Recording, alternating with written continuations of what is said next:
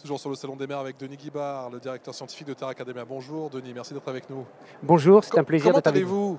allez-vous? Je vais très bien. Comment va la planète depuis la dernière fois qu'on s'est vu? Alors par contre, la planète va moins bien. Ouais, malheureusement. Hein, on essaie de garder le sourire à chaque fois qu'on en on parle. essaie de garder le sourire, mais là, ça, bon, ouais. ça s'arrange pas forcément du côté de la planète et ça s'arrange pas forcément du côté de Bakou.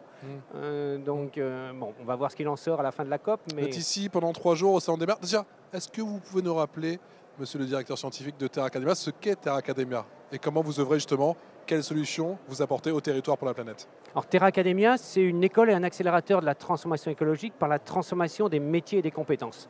On essaie d'allier la science et les territoires. On s'appuie sur un institut des hautes études de la transformation écologique, qui est une école de pensée, qui produit des formations pour les dirigeants, qui a un conseil scientifique de très haut niveau, avec une vingtaine de scientifiques représentant l'ensemble des problématiques de la transformation écologique. Et puis les territoires. On a une présence aujourd'hui dans 2 territoires en dehors d'une présence à Paris. On a ouvert des campus à Deauville et à Arras. Ouais. J'aurais dû dire Arras et Deauville chronologiquement. On va en ouvrir progressivement un dans chacune des régions de France. Et l'idée là, c'est d'être au plus près des territoires, au plus près des acteurs pour transformer les métiers et les compétences, notamment les métiers techniques, mais pas exclusivement, en partant d'un diagnostic du territoire. Quand on arrive sur un territoire, avec les acteurs locaux, on fait un diagnostic de l'état écologique du territoire, des compétences qui seront nécessaires pour traiter la situation écologique du territoire, aujourd'hui et demain, et on regarde si les formations pour développer ces compétences existent. Si elles existent, ou si mais qu'elles ne sont pas suffisamment adaptées, on les adapte. Si elles n'existent pas, on va, avec les acteurs du territoire, les créer. Et puis on a toute une animation aussi de l'écosystème local autour de la transformation écologique. J'imagine que l'équation est d'autant plus délicate que chaque territoire a ses spécificités. Chaque territoire a ses spécificités, aussi bien en termes de problématiques écologiques. La situation n'est pas la même à Arras, compte tenu de l'activité économique et de la situation géographique, et à Deauville. À Deauville, on va trouver des problématiques liées d'un côté au trait de côte, et de l'autre côté aussi à tous les enjeux de tourisme durable. À Arras et autour, on va être plutôt autour soit de l'agriculture, parce que c'est un territoire très agricole, d'agriculture intensive, ou des problématiques de logistique, c'est un nœud logistique aussi. Donc les sujets et les enjeux pour les différentes collectivités locales et pour le tissu économique n'est pas forcément le même dans chaque territoire. C'est tout l'intérêt de notre diagnostic. Quels sont les profils de vos élèves? Il y a un profil type ou... Alors non, il n'y a pas de profil type. On ambitionne en fait de s'adresser à peu près à tout le monde en spectre large.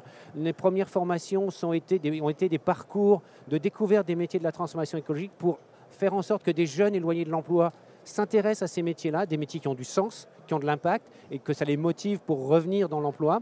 En même temps, la deuxième formation qu'on a déployée, c'est une formation pour les cadres dirigeants locaux en Normandie. Donc on est vraiment dans un spectre très large. Là, j'annonçais avec d'autres membres de Terra Academia, avec notre président, une formation pour les EPCI, donc les communautés de communes et les communautés d'agglomération, pour former les équipes, pas simplement les maires ou les présidents, mais les équipes, une formation collective sur les enjeux de la transformation écologique, l'analyse de leur territoire et les actions.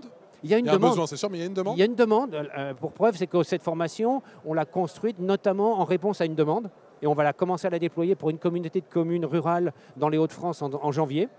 Et on ambitionne effectivement de la démultiplier. Il y a, je crois, alors j'apprends beaucoup de choses sur les territoires depuis que je suis à Terra Academia, il y a 990 EPCI ruraux, communautés de communes en France. C'est 990 clients potentiels pour cette formation. Et bon, on ne les adressera pas tous, mais il y a un vrai potentiel, une vraie demande. Et les échanges qu'on a eus ce matin dans la présentation nous ont même donné des idées pour compléter et enrichir cette formation. Je peux déjà savoir quelles idées?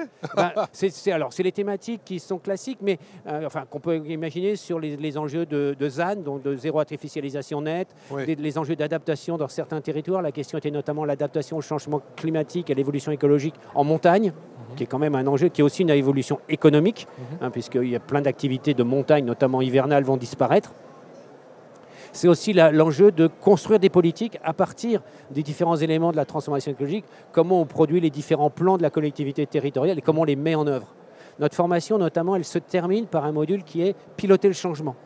C'est très bien de comprendre ce que sont les enjeux, de comprendre la situation écologique d'un territoire, de travailler sur l'eau, la biodiversité, l'énergie, les mobilités, les outils numériques, mais au bout du bout, le véritable enjeu, c'est l'action. Donc de construire des plans et d'être capable d'embarquer l'ensemble des parties prenantes. Et il y a plein de sujets très locaux liés à la transformation écologique qui sont compliqués. On le sait très bien. Tout le monde est favorable, je pense, globalement aux énergies renouvelables, sauf qu'une éolienne dans mon jardin, j'en veux pas. not Non. in my backyard, comme disent les Tout le monde anglo-saxons. trouve que c'est super, mais personne n'en veut à côté. Voilà, Ouais. donc c'est ces enjeux-là d'embarquer les parties prenantes et de faire en sorte qu'on trouve des compromis, parce que sur les enjeux de la transformation écologique, ils sont tellement nombreux, ils n'évoluent pas forcément dans le même sens. Ouais. Ce qu'on peut faire, mettre des voitures électriques, c'est très bien, mais ça a un impact sur les matériaux. Donc il y a toujours des effets Les rebonds, batteries, mon Dieu. et il faut les appréhender. Ouais. Et ensuite, c'est là que ça devient politique au vrai sens du terme, c'est qu'il y a des arbitrages et des choix à faire, parce qu'il y a rarement une solution qui est bonne sur toutes les dimensions. Dernière question, Denis.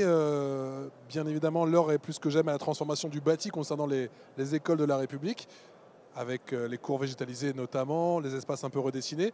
C'est quoi la prochaine étape du coup? J'ai l'impression que bon, c'est un budget, mais ils essaient tous de s'y mettre.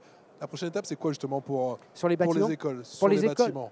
ah bah, les étapes, c'est... Alors, sur les écoles, il y a plein de sujets, mais si on prend seulement la partie infrastructure des écoles, Oui. c'est très clairement de faire un travail sur la transition énergétique, sur l'isolation, la transformation éventuellement des modes de chauffage ou d'utilisation de l'énergie. Ouais. Soyons clairs, c'est des investissements énormes sur lesquels on n'a pas de retour sur investissement au sens strict.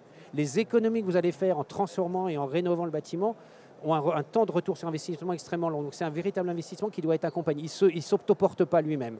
Il y a un autre élément qui est extrêmement important, c'est que ces bâtiments publics, c'est vrai des écoles, c'est vrai de plein de bâtiments publics et privés aussi, mais parlons des bâtiments publics, Ouais. ils ont un taux d'utilisation très faible.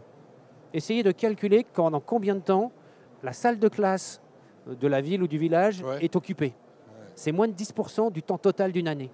Si C'est-à-dire qu'il faut en faire autre il chose. faut en faire autre chose. Il faut faire ce qu'on appelle de la polychronie, avoir d'autres usages des bâtiments. C'est de tous les bâtiments. Ouais. Parce que les bâtiments de bureaux, aujourd'hui, c'est pareil, ils sont à 10 ou 15%. Faire en sorte que ces bâtiments puissent accueillir du public pour des événements le soir, plutôt que de construire une salle supplémentaire, Oui.